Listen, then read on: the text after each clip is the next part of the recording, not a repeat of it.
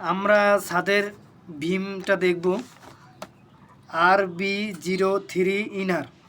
এই ভীমটা দেখব আমরা কতগুলো রড আছে, কতটুকু হাইট ভীমটা আমরা দেখব। এই পিসটা এদিক দেখে ভীমটা হলো এটা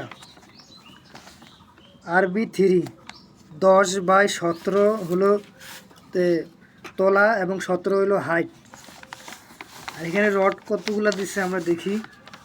এখানে উপরে দিছে 3টা 20 মিলি স্টেট, তারপর 10 মিলি রড হলো রিং, 2টা 16 মিলি রড স্টেট বটম নাকি যেটাই হোক বটম বটম। তারপরে নিচে দিছে 2টা 20 মিলি, একটা 16 মিলি।